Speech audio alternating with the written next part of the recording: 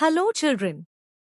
Today, we are going to learn something very interesting and important: measurement of time and the methods of measuring time. Let's get started. 2.2 Measurement of time and methods of measuring time. To measure time is to measure the length of time. We know the following units of measuring time: second, minute, hour, day, week, fortnight, month, year, century, and millennium. A second is the smallest of these units. There are various methods of measuring time in different parts of the world. Of these, the common or Christian era is the most widely used. We generally indicate a particular day by writing the date of that day. The date consists of the serial number of that day followed by the name or serial number of the current month and then the serial number of the current year. There are other methods too. We have seen that the Christian era began in memory of Jesus Christ. It is an age-old custom to start a new era to commemorate a special event, as for example, the coronation of a great king. We know that Chhatrapati Shivaji Maharaj had started a new era or Shaka known as Rajyabhishek Shaka in 1674 AD to commemorate his coronation. Shalivahan Shaka and Vikram Samvat are two eras that are used in India. The founder of Islam, Prophet Muhammad, migrated from Mecca to Medina.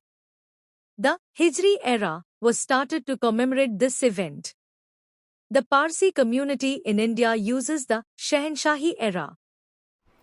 बहुत समय पहले की बात है जब घड़ियाँ, calendar या घड़ी नहीं थी। फिर भी लोग जानते थे कब उठना है, कब खेत में काम करना है, कब त्योहार मनाना है। कैसे? लोग प्रकृति को देखकर समझ जाते थे। सूरज, चांद और मौसम, यही उनकी घड़ियाँ थी। समय दो घटनाओं के बीच की दूरी है, जैसे सूरज उगने से ढलने तक या एक जन्मदिन से दूसरे तक। हम समय को कई इकाइयों में मापते हैं: सेकंड, मिनट, घंटा, दिन, सप्ताह, महीना, साल और हजारों साल तक। आज दुनिया में सबसे ज़्यादा इस्तेमाल होने वाला तरीका है ईसाई काल का सामान्य कालांगणा, जो यीशु मसीहा के समय से शुरू होती है। हम तारीख लिखते हैं दिन, महीना और साल के रूप में, जैसे 9 जुलाई 2025। अनेक विशेष घटनाओं के कारण अलग अलग कालगणनाएं शुरू हुई, जैसे शिवाजी महाराज ने राज्याभिषेक के बाद राज्याभिषेक शक शुरू किया। भारत में विक्रम वसंत और शालिवाहन शक भी प्रचलित है। इस्लाम में हिजरी काल और पारसी समाज में शहनशाही काल का उपयोग होता है। यह है समय रेखा। बाईं ओर BCE यानी ईसा पूर्व, दाईं ओर CE यानी सामान्य युग, बीच में है वर्ष 1 जहाँ बदलाव होता है। हर कालांगना एक कहानी है।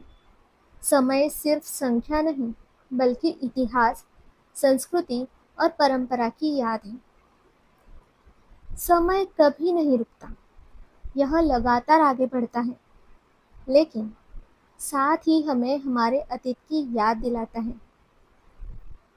अगर आपको समय की ये कहानी पसंद आई हो तो लाइक करें, सब्सक्राइब करें और दोस्तों के साथ शेयर करें।